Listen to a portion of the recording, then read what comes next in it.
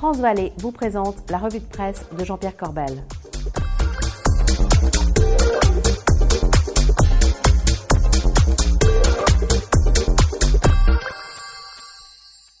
Bogdan, allô Bogdan, écoute, je sais pas ce qui s'est passé à Roissy, j'ai dû, me tromper de destination et là, je me suis renseigné, il n'y a pas d'avion avant lundi prochain, donc je suis condamné à rester là, c'est trop dur, il faut absolument que je trouve une tenue de rechange, tu imagines.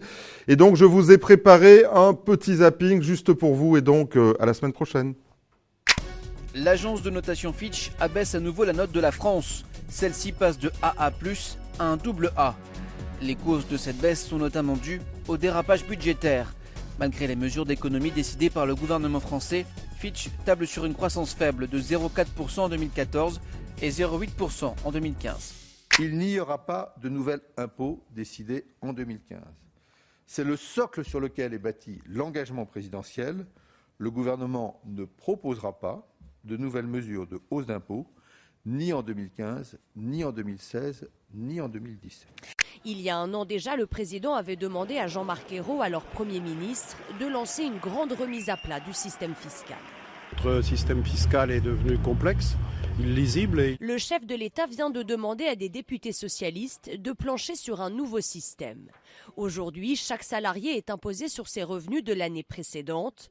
Avec le prélèvement à la source, c'est l'employeur qui collecte l'impôt avant de verser le salaire. Avantage, plus besoin de mettre de côté pour payer les impôts. Après, on sait que l'administration fiscale n'en voudra jamais.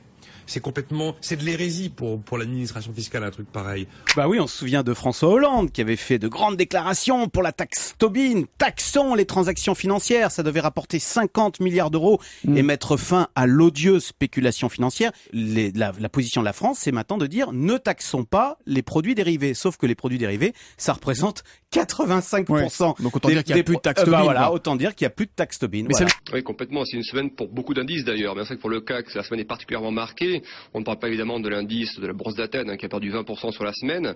Et on voit bien que cette semaine, ce qu'on disait il y a quelques instants, c'est la conjonction de beaucoup d'éléments plutôt court terme donc, qui impacte le marché. Je parle de la situation en Grèce. Alors évidemment, on va attendre des informations à partir du 17 décembre. Après la décision du gouvernement grec d'avancer de 2 mois la date du premier tour de l'élection présidentielle, la bourse d'Athènes chutait mardi de plus de 12% en clôture. Les investisseurs ne voient pas l'actuelle majorité gouvernementale obtenir pour son candidat la majorité parlementaire des 3/5 nécessaires à l'élection d'un nouveau président. Ce que je voudrais dire, c'est que la baisse du pétrole, c'est dramatique pour les générations futures.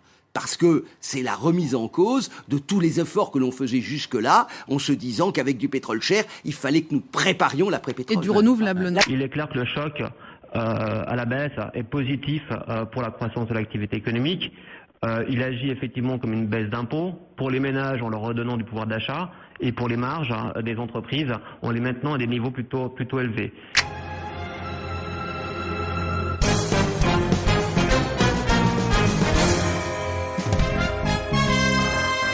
Les professions juridiques manifestent d'ailleurs en ce moment à Paris pour dénoncer la loi. Elles y voient une atteinte à leurs droits.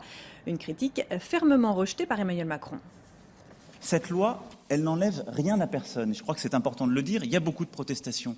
Mais nous n'enlevons pas de droits. Nous recréons parfois des droits et des accès pour d'autres. Alors...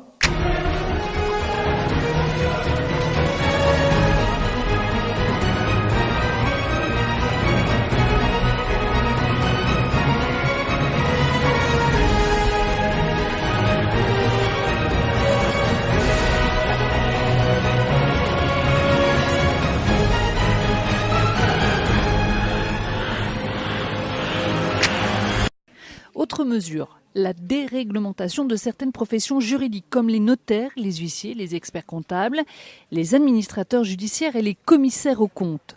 L'objectif est double, faciliter l'installation des jeunes diplômés et regrouper ces différents métiers du droit pour obtenir une baisse des tarifs.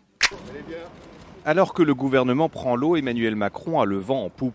Si près de 9 Français sur 10 jugent mauvaise la politique économique du gouvernement, un record d'impopularité, ils sont plus de 6 sur 10 à estimer avoir un bon ministre de l'économie.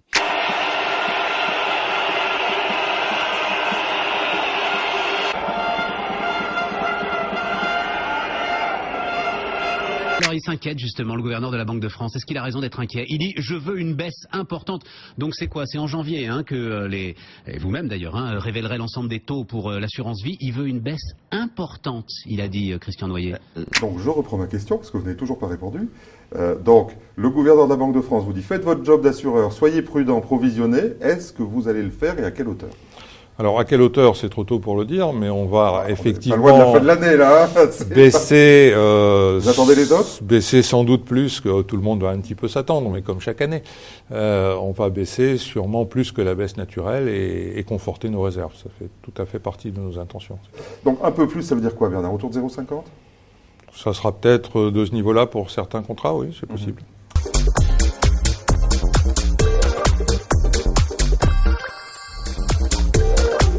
La revue de presse Club Patrimoine vous a été présentée par France Vallée.